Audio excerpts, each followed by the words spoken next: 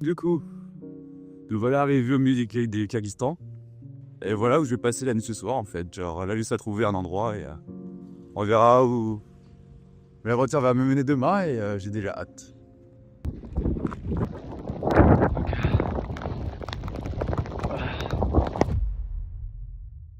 Bonjour à tous les amis, j'espère que vous allez bien. On se retrouve pour un premier interview sur la chaîne avec un très bon ami à moi qui s'appelle Linek Châtel. C'est un photographe professionnel. Je vous laisse découvrir son parcours entre affronter ses peurs et voyager au bout du monde. À tout de suite pour Linek Châtel. Est-ce que tu pourrais te présenter? Qui es-tu et qu'est-ce que tu fais dans la vie? Bon bah, Lenaïk Châtel, 27 ans. Je suis né à Bangkok, j'ai été adopté à l'âge d'1 an et demi. Ensuite, j'ai grandi en Normandie, j'ai déménagé à Paris. Après, j'ai déménagé à Berlin. Et là, je suis revenu à Paris depuis 2 mois à peu près. Et du coup, dans la vie, je suis photographe depuis 2017. Mes premières photos étaient en 2017. Mais j'ai eu mes premiers contrats en 2018. Mais j'ai vraiment commencé la photo après le Covid, où là, je me suis lancé à 100%. Et c'est quand je suis parti faire le tour du Canada en stop, où j'ai commencé la photo. Et ensuite, j'ai eu mon premier job quelques mois après mon retour du Canada. Dans la photographie, qu'est-ce qui te fascine déjà? En fait, il y a une phrase que j'aime beaucoup dire, c'est une photo est prise en un millième de seconde, mais elle reste pour l'éternité. C'est comme si on arrêtait le temps et on regardait un souvenir pour l'éternité sur papier et tout. Et C'est ça qui est beau dans la photo aussi. ouais, c'est ça qui est beau. Mon premier voyage, ça a été l'Afrique du Sud. Enfin, j'ai rejoint ma correspondante brésilienne, Giovanna. Et c'est là où j'ai vraiment dû commencer à découvrir le voyage. Après, il y a eu le voyage au Canada, où là, j'ai traversé le Canada en stop. Et là, ça a été un autre truc un peu plus wild, on va dire, un peu plus court. J'ai traversé aussi la Suède et la Norvège en stop. Où là, j'étais accompagné de mon frère de toujours, Andy. Traversé tous les deux pour 30 jours. Je me souviens, 1er juillet, on est parti. On est revenu 31. J'ai aussi fait des voyages pour le travail, en fait. J'ai beaucoup travaillé à Milan, j'ai travaillé à Rome, à Los Angeles. À Los Angeles, c'est ça? Ouais, là, à New York. Ça n'a jamais été du travail, en fait. C'était plus un passe-temps, on va dire. Du coup, on fait aussi cette interview pour vous présenter un de ces voyages, au Kyrgyzstan notamment. Tu m'en as beaucoup parlé. Comment ça s'est déroulé? Qu'est-ce qui a fait déjà que tu as sélectionné le Kyrgyzstan? Pourquoi tu es allé là-bas? Et qu'est-ce qui s'est passé en fait? Kyrgyzstan, déjà, j'aurais pas pensé y aller il y a encore 2 ans. Quand j'habitais à Berlin, j'ai travaillé avec Beggy May. C'était la première Miss à représenter le Kyrgyzstan à Miss Univers, tu vois. Stylé. J'ai rencontré Beggy May, elle m'a convaincu, en fait. Et à un moment, je me suis dit, là, c'est bon, cette année, il faut que je refasse du stop. Après 5 ans sans avoir fait du stop, ça me... Ça te manquait? Ah oui, ça manquait tellement. J'ai décidé de partir au Kyrgyzstan en septembre 2024. Du coup, le premier jour, je me suis booké une chambre d'hôtel pour histoire de me poser et de voir les destinations. Puis après, j'ai décidé de partir un peu vers le sud, plus vers les montagnes, vraiment les montagnes. Ouais, je passe quand même 8 jours dans les montagnes, 8 jours. Et moi, ce que j'aime, c'est vraiment la galère, on va dire. J'aime pas trop voyager en hôtel et tout. Je préfère une bonne tente avec un feu de camp ou Dans la nature. ouais, c'est ça, dans la nature, directement lié à la nature. Déjà, l'expérience est beaucoup plus humaine, plus vivante. On peut beaucoup se recentrer sur soi-même. Par exemple, on est dans la forêt, on ne sait pas quand est-ce qu'on va s'arrêter, on ne sait pas où est-ce qu'on va dormir, quel endroit on va trouver. Et c'est ça qui me manquait beaucoup. Et en fait, avec ce voyage-là, ça m'a permis de retrouver aussi cette liberté et aussi être livré à moi-même. Et je me rappelle, je me réveillais à 9 h du matin. Tu m'appelles et tu étais en train de marcher justement dans la montagne. Et t'étais tombé sur quoi? T'étais tombé sur une tombe. Cet épisode-là, c'était Sangkul Lake. C'est une randonnée de 45 km à peu près. Du coup, en fait, la plupart du temps, on y va en guide. Moi, j'ai décidé d'y aller À pied. ouais, à pied, avec mon sac à dos. Le confort, je peux l'avoir ici. On a tellement normalisé d'être dans des endroits confortables qu'on en oublie vraiment ce qu'est vraiment le confort. Soit j'étais 3 jours dans les montagnes, ou là j'étais hébergé par des nomades, dans des yourtes, coupé du monde, coupé de réseau. Et du coup, sur la route, il y avait quoi? C'était le désert? C'est comment le Kyrgyzstan? En fait, le Kyrgyzstan est composé que de montagnes. Mais il y a aussi beaucoup de chevaux, de moutons.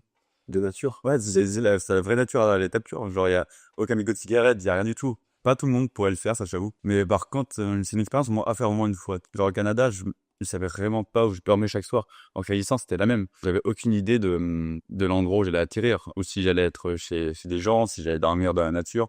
Et du coup, au Kyrgyzstan, bah, t'as marché, t'as rencontré des nomades, c'est ça, tu m'as dit? J'ai beaucoup marché. Ouais. Et au final, est-ce que t'as réussi à aller jusqu'à ce lac? En fait, j'arrive là-bas, il y avait un épais brouillard. On voyait pas à plus de 5 mètres. On voyait rien. Et du coup, j'arrive là-bas et c'était ça qui est incroyable, c'est qu'après, j'ai rien vu. J'ai rien vu. Il y a une tempête de neige en fait en plein septembre. Une grosse tempête de neige et là, je me suis retrouvé au milieu des chevaux avec des yourtes. Et c'était vraiment. T'étais équipé pour ça ou pas du tout? Non, j'étais pas du tout équipé d'ailleurs. J'avais seulement un sweat. Et d'ailleurs, c'est ce que mon père me reproche parfois dans mes voyages. D'ailleurs, je salue papa si tu me regardes. Mais il disait, ton problème, les Nike, c'est ton insouciance peut-être. au laxisme envers certaines situations. Et oui, c'est vrai, ça a toujours été un défaut. Qui peut être aussi une qualité au final, hein. Donc voilà, début du trail. Donc là, je démarre une aventure de 2 jours. Ça va faire une trentaine de kilomètres, je pense, peut-être 35-40.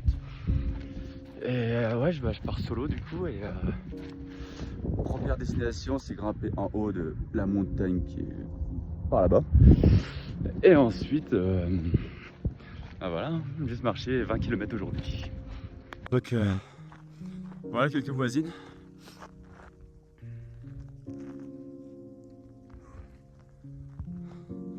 Elle doit être plutôt cool.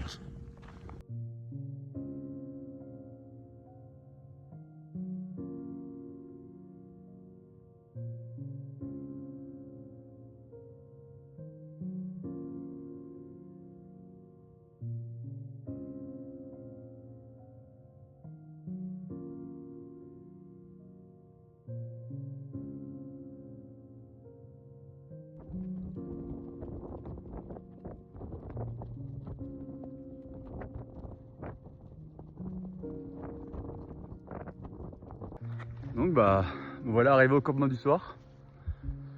Une grande vallée.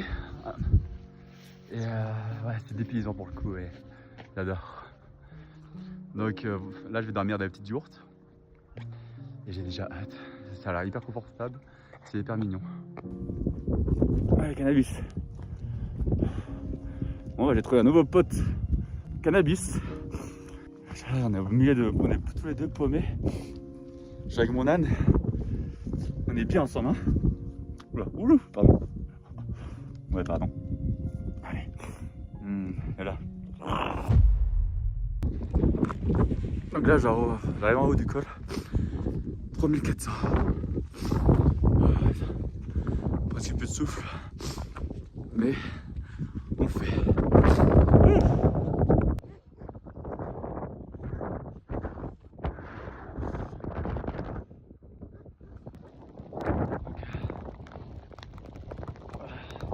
On se déterre. Là, c'est vraiment là, ça commence à s'ouvrir. C'est assez beau quand même. C'est même très très beau, mais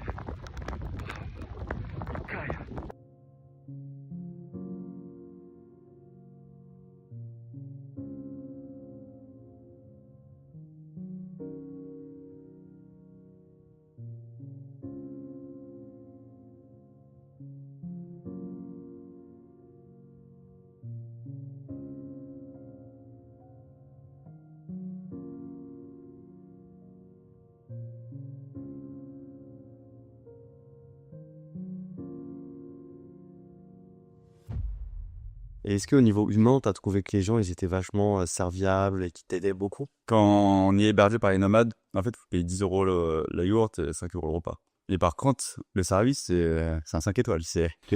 Ils nous cuisinent toute la journée des repas avec beaucoup de légumes, un peu de viande et tout. Et du coup, bah, une fois que t'es arrivé en haut de ce lac et que t'as pas pu le voir, Enfin, je l'ai vu au final, mais c'était assez couvert, donc j'ai pas vu grand-chose non plus, hein. Genre, au final, c'était plus le chemin qui était plus intéressant que l'arrivée, en fait, je me souviendrai plus du chemin que de lac en lui-même. que de la destination. Ouais. Non, sincèrement, ouais. Tu m'avais envoyé une vidéo justement où je t'avais vu descendre à cheval la montagne. C'est ça aussi, moi, qui m'a fait vraiment rire. C'est que déjà, tu m'appelles au milieu de nulle part, tu trouves une tombe parce que toi-même, il y a des gens qui sont peut-être morts là où t'es passé, t'es tout seul et qu'il n'y a personne. Et après, je te revois à d'autres chevals descendre la montagne. 3 jours après, ouais. Oh, very good. Very good. Oh. Horseman? Ah.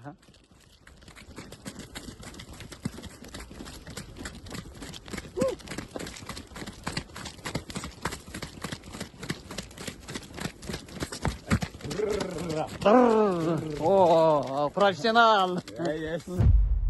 En fait, j'avais un impératif, et il fallait absolument que je trouve internet à ce moment-là. Je pouvais pas descendre la vallée tout seul parce que c'était trop dangereux, je connaissais pas. Les voitures ne pouvaient plus passer parce qu'il y a eu la tempête de neige. Ok.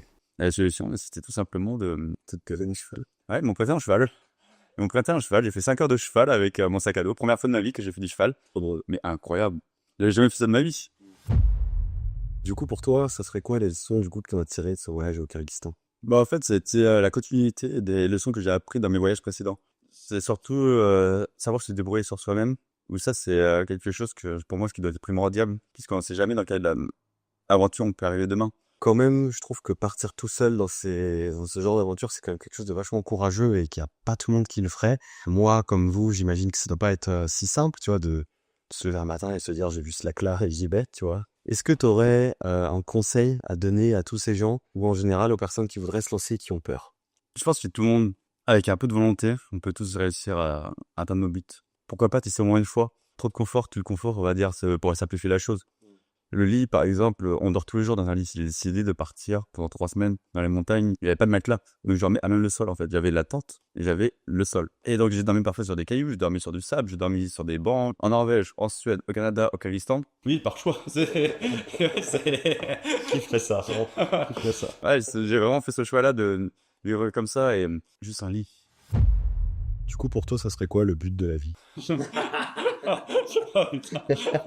Comparé à tous ces gens qui, par exemple, font des métros boulot dodo, qui ont peur de sortir de leur zone de confort, toi, à l'inverse, tu vis ta passion en tant que photographe, tu voyages dans le monde entier et justement, tu essayes de capturer l'instant et le moment. Est-ce que pour toi, ce serait quoi vraiment le but le plus enrichissant de la vie? Sur un point de vue personnel, ça serait bien sûr la réussite, le bonheur, aussi le partage de la connaissance, par exemple. J'ai beaucoup appris avec les gens que j'ai rencontrés sur la route et on réalise pas à quel point on est chanceux d'apprendre, en fait, et qu'on devrait s'en servir un peu plus lorsque la connaissance et le partage de savoir est vraiment, c'est là que tu apprends vraiment à te connaître à ce moment-là. Un de mes buts dans la vie aussi, c'est de voir le sourire, savoir que j'ai pu aider quelqu'un dans sa vie. Ça, c'est vraiment ce que je veux, en fait. Du coup, par rapport à tes voyages, est-ce que tu trouves qu'en France, on est bien? Est-ce que tu trouves qu'il manque des choses? Ça serait quoi, par exemple, au niveau de la société actuelle, les défauts et les qualités que tu n'as pas retrouvés ou que tu as retrouvés, par exemple? Ce qu'on doit apprendre c'est le partage. En France, on est souvent râleur, on est un peu égoïste, on est, Chacun pour soi. ouais, c'est vraiment, c'est qu'à pour soi. On est moins reconnaissant, en fait, en France, parce qu'on a déjà tout, et au final, on perd, en fait, ce côté humain, parce qu'on veut toujours plus, au final, peut-être. Ouais. Tu vois, j'ai passé 3 jours à les nomades. Pendant les 3 jours, je me suis pas ennuyé une seule seconde. Ils nous ont fait rêver, ils nous ont fait kiffer. Alors que 3 jours en France, sans portable, il y en a 2-3 qui seraient prêts à aller en haut d'un pont et se dire, putain, ma vie, elle est finie. Du coup, selon toi, comment est-ce qu'on développe la confiance en soi? En fait, c'est juste la façon d'agir avec les gens qui peut donner de la confiance en soi-même. Et si on montre qu'on a confiance, les autres auront confiance en eux. Et c'est peut-être ça aussi la clé. Putain, on vient de découvrir la clé de cette interview. Là, c'est vraiment psychologique en fait, ça c'est tout dans la tête. Ouais, c'est brutal. C'est ça. Une dernière petite question, maintenant, c'est quoi la suite pour toi? La suite, C'est quoi les autres objectifs que tu as envie d'accomplir, du coup? continuer à travailler de la photo, ça c'est sûr. On pourra vivre de ça, puisque c'est vraiment ça qui me fait kiffer en ce moment. Mais au fur et à mesure, je pense que sur le long terme, je viserai quand même, tu vois, ce que l'hypocrisant, le faire encore plus souvent. Mais par exemple, aller voir des tribus en Afrique, aller dans l'Amazonie. Et pourquoi pas, tu vois, je commençais à travailler pour des magazines ou des revues comme le National Geographic, ça serait un rêve. Je suis jamais allé en Afrique, mais vraiment en Afrique centrale. Donc j'aimerais beaucoup, peut-être cette année ou l'année prochaine, faire ça. Faut juste se lancer. C'est juste ça. Et pourquoi pas ensemble, hein, genre. Moi, ça me ferait très plaisir en tout cas. Avec plaisir, je pense qu'il faudrait que quelqu'un voit ça. Je vous invite à nous dire dans les commentaires si vous voulez que je parte avec les mecs.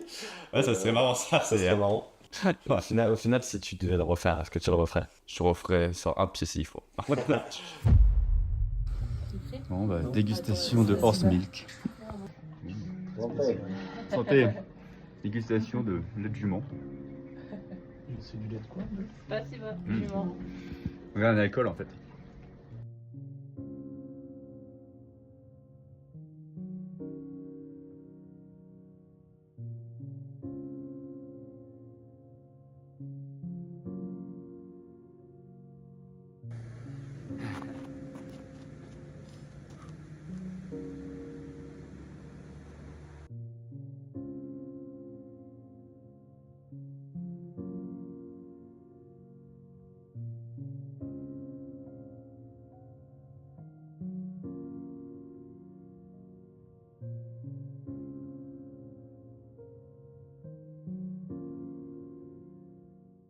Merci à tous d'avoir regardé cette interview. Merci à toi, Linek. C'était vraiment... Merci à toi surtout, merci. Ça m'a fait plaisir de pouvoir partager ça. Ouais, avec grand plaisir. Merci de ces partages.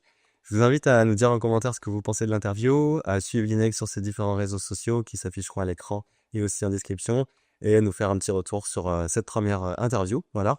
Et je vous dis à très bientôt pour de nouvelles aventures. À très vite. Et merci à vous, merci à toi Linek. Ah, merci à toi. Et voilà, merci.